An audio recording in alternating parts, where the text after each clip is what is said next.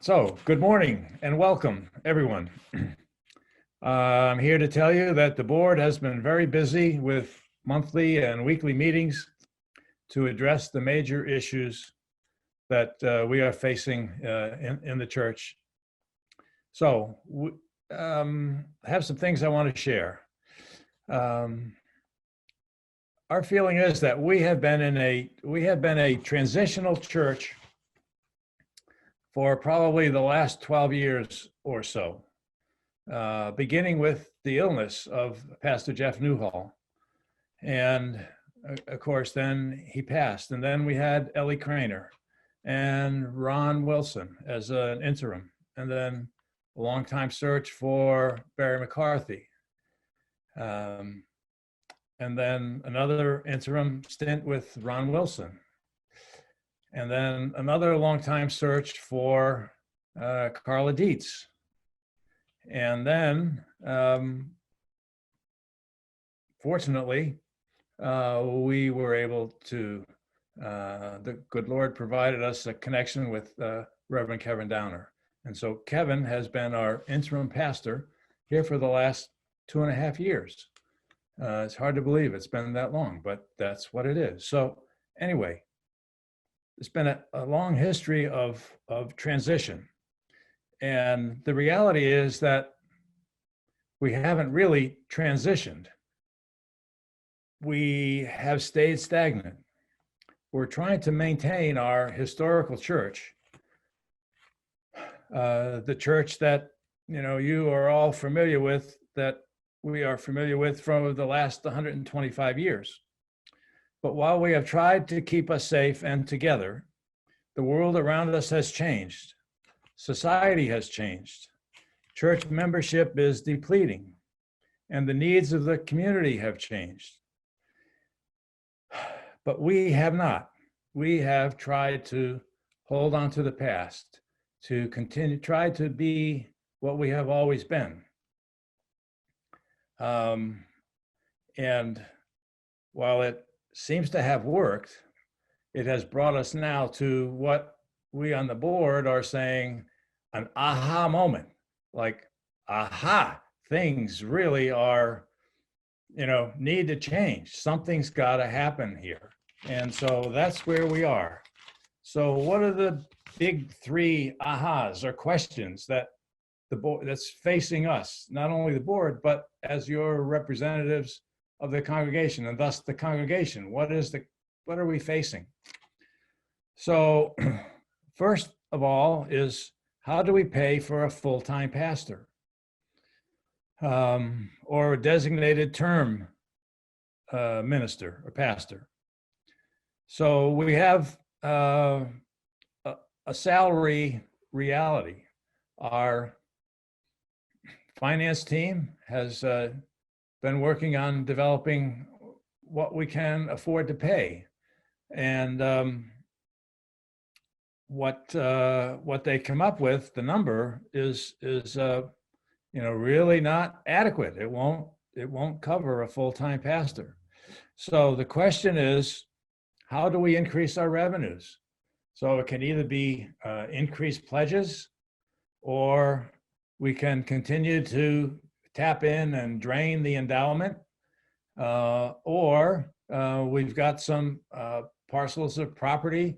Perhaps something needs to be done with those. So the really question is, and not only that, but what is our own building's future? So we don't know the answers, but we're going to try to find them. The other question is, how do we increase the energy and involvement of church members?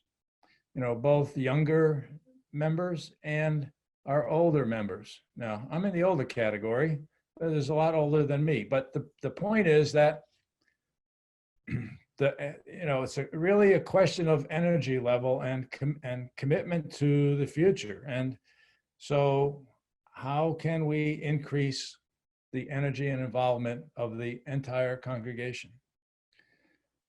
And then the third question is, why do we exist as a church? So how do we be a church in today's world? How are we a church of light and peace and hope in our city, in our community? And if you listen to the Sunday services, there's a song that we sing about that. And the reality is, those are real questions. So how are we going to be a light and peace and hope in our city, and in Worcester, in our community?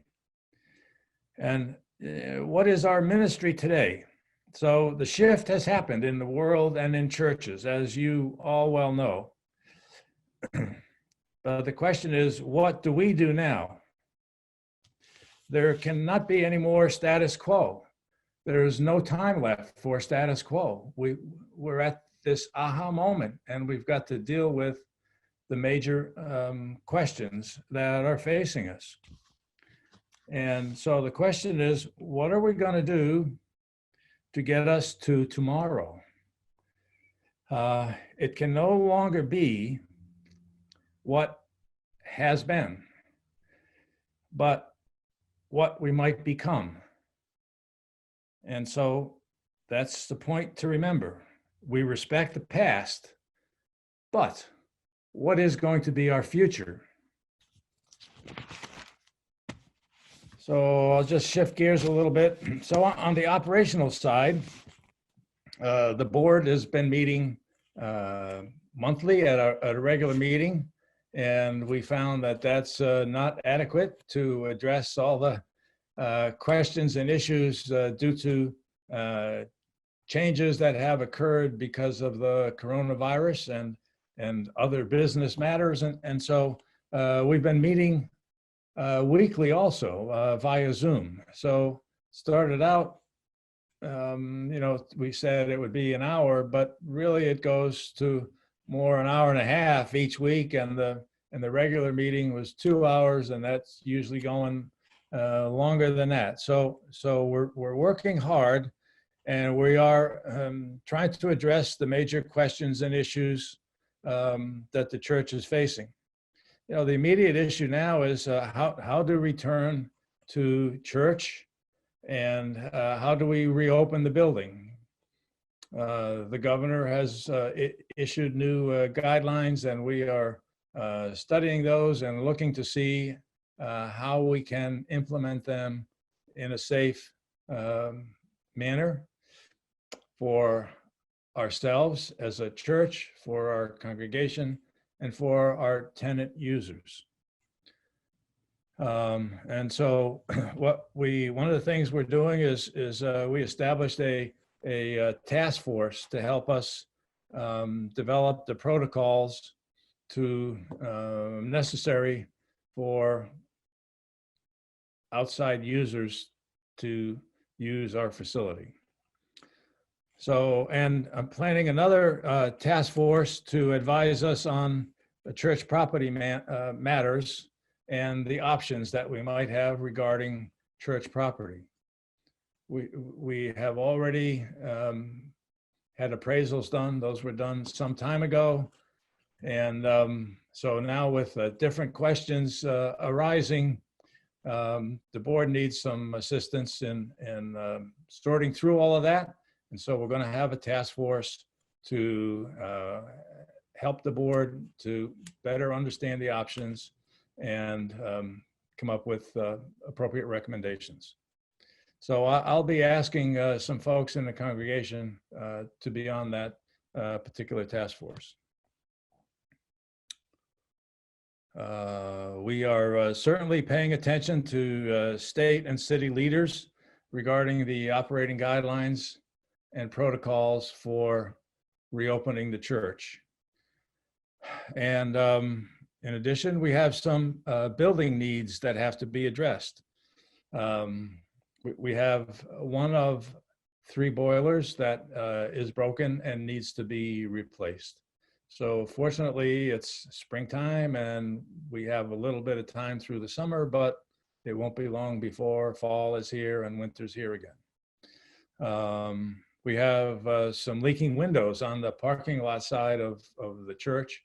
And we have the retaining wall that's in the parking lot side with the, I guess that's Fail Street. But anyway, the vacant lot, that wall is bulging and is in danger of collapsing. And so we need to address that pretty quickly.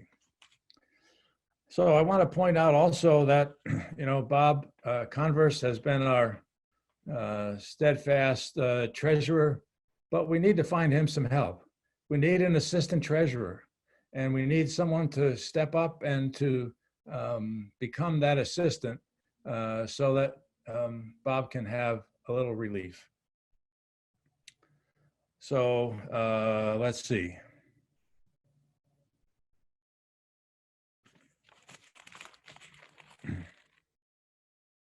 Oh, so in Sunday service, the pastor identified the need for an audiovisual team to help provide the audiovisual service, the virtual services.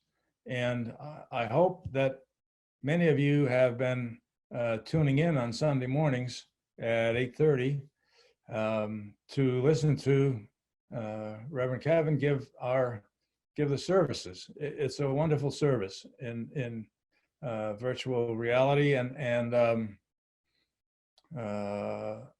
but we need, if we're going to continue that, and we all feel we should, because the outreach from that has been tremendous. And so in order to continue, and even not only in the long term, but in the short term, we need some help to make that possible.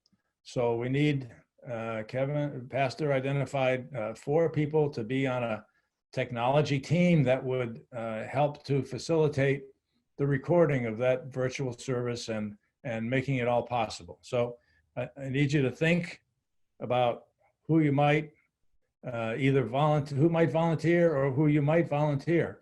And maybe it's a grandson, maybe it's, someone that and so we got to pull a little team together here to make it possible to continue. Also, on Sunday, there was I'll call it an infomercial by Lynn and Kim and Janet Ordway. They are reading a book that is very timely and seems to be addressing the questions that many churches, including ours, are addressing. And so they've been doing readings, and they're posted. And so they're going to continue those, and they're on Thursday nights. And so you're invited to go to the website and catch up on the 2 that have already been recorded, and then listen in on Thursday night for the continuation of that series and the chapters in that book. It's 6:30 on Thursdays. Let's see.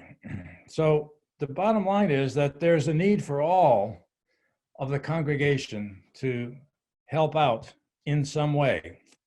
It's not just the board. It's not just, Team TLC and the Pastoral Search Team and the minister. We just can't thank the pastor and TLC and Pastor Search for all that they've been doing. But there's got to be more involvement. There's got to be more support from others. It can't just be this small group of people that is doing what needs to be done. So after I'm finished, the next you'll hear from Nancy White. She's going to talk about the Pastoral Search Team and the challenges and questions that have to be addressed before we're searching. So thank you very much for listening. And I will pass now to Nancy White. Nancy. Hello, everybody. Thank you, Dennis, for that information. I also want to thank the continued work by Team TLC They've done a lot of hard work to define Greendale People's Church, and that wasn't an easy task to begin with. Thanks also to the governing board for doing the difficult work of managing this enterprise. In the meantime, the Pastoral Search Team has been working on developing our profile, which helps us clarify our present realities and the challenges we face. This document will then be used by potential candidates to learn about who GPC is and what we need in a pastor. So in building this profile, we too are recognizing that there are a number of big questions that we need to address, and it has just become apparent that we are not in a position to call a settled pastor at this time. In discussions with our support contact at the United Church of Christ, the UCC, and the governing board, it has come to light that we might be better served by a candidate who will help us answer these tough questions. This type of candidate is called a designated term pastor, and Dennis had mentioned that term earlier in his discussion. A designated term pastor, unlike an interim pastor, focuses on a small number of big questions when the future and direction of the congregation are uncertain. And as Dennis said, we have several of these big questions, and we're not sure what it is that we need to do at this point in time to continue forward. This designated term will help the congregation focus on the bigger questions that have become apparent. Additionally, if mutually agreeable, this designated term pastor can stay on to become the settled pastor once these questions have been answered. Please know that your leadership groups, the governing board, Team TLC, and the Pastoral Search Team are all wrestling with these decisions, and we're asking God constantly for guidance. We need your prayers and support. Thank you.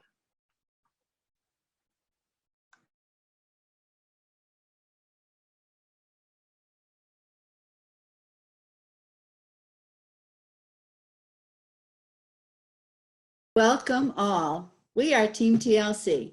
I'm Fran Langell. We have Joyce Smith, Sarah Blodgett, Nancy Samato, Janet Whitall, Joanne Wilder, and unfortunately Ray couldn't be with us today, but Ray LeBlanc is on the team. The past 2 years, we've traveled together on what we are calling our vision. In the next few minutes, we'll define vision and tell you about our quest. Sarah's going to start us on a path and tell about the process, and then Nancy, Jan, and Joanne and I will give you our thoughts about the vision image. And Joyce will bring it all together at the end with next steps and where we go from here. Sarah? A motivating vision is something that is revealed to the people by God. It speaks to the heart, uplifts the human spirit, builds excitement and motivation, builds upon our past, and leads us to the future. These three images were presented in our visioning gallery, and people from the congregation all liked these three images.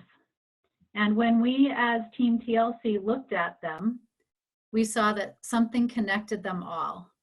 The idea of transforming love. On our spiritual journey, by being in community together and by serving others through acts like feeding people, we become transformed by God's love in such a way that we can do the work He asks us to do. And that led us to this image that we really felt showed the vision for Greendale People's Church. Nancy? Just look at the roots on this tree. To me, they represent 125 years of Greendale People's Church in our community. And I see deep roots in the community. People who are rooted in their belief in God, their faith in God, their love for God and for one another.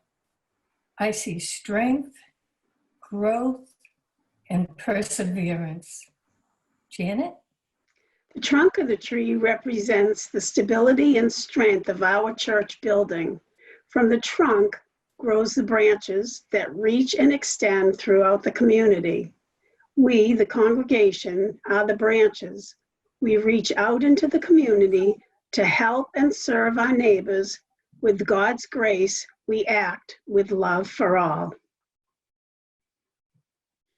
I think it's obvious that the heart represents that love that you speak about, Jan. It's expressed in the Great Commandment, thou shalt love the Lord your God with all your heart, all your soul, and all your mind, and you shall love your neighbor as yourself. From its beginning 125 years ago, GPC has reflected the hospitality of the Swedish culture of those beginning people who formed the church. I like to think of it as radical hospitality, which continues to this day. The heart symbol is also prominent in our city of Worcester, which is the heart of the Commonwealth and the geographical center of Massachusetts and New England. We are just one of many faith communities here in Worcester, but we are unique in our diverse spirituality and inclusiveness. We have a big heart beating and spreading love in Worcester, especially in Greendale, and in the communities of central Massachusetts. Joanne? When I see the leaves and the hands closest to the heart on the tree, I think of how the GPC members love and care for each other. We pray, send cards, call, visit, make prayer shawls, have friendship opportunities, provide opportunities for learning for children and adults. We have our Sunday worship. And when I see the leaves and the hands further out, I think of how we love and serve others in our community. The Mustard Seed, Worcester Fellowship, the Food Pantry, Quinsigamond College, Rainbow Child Development. All these things take many hands. And we are building community and serving our city. Joyce? On behalf of the whole team, I'd like to thank them all, as they have been tireless in their efforts to help the congregation discern what God is calling us to be. The journey has been long and the vision seems so simple, yet it is calling and leading us forward for the years to come. It is motivational, builds on our origins, and will propel us into the future. Love in action. This is a time of change. It has so many aspects that we are all exploring. We will need to ask hard questions that may change some aspects of who we are. But that too is part of this reimagining. We need to ask ourselves, of all the things we've been doing, which of those most closely align with our vision? What will stay and what will change? The mission phase will help us get to the next level. We're looking forward to working with the Pastoral Search Team to keep the lines of communication open. We are all working toward our future. A new and exciting time. Yes, it will be challenging as well, but we are Greendale People's Church, the heart of the Commonwealth, with strong local roots that keep us rooted in loving action. We are hopeful that we'll soon be together again. Until we are, please send your questions and comments to Team TLC at greendalepeopleschurch.org. As you know, there's usually a congregational meeting that will be held to formally accept major changes. Let's hope we're able to physically gather together and celebrate this milestone. Fran? Thanks for joining us for this together. I hope you have a better understanding of the process of discerning God's vision for GPC, and I hope you'll find inspiration and excitement in this vision. We thank those of you who have joined us in the Facebook Live chat, and as Joyce has said, everyone is welcome to add your comments and thoughts either directly to any one of us or by sending your emails to teamtlc@greendalepeopleschurch.org. Thank you, and God bless.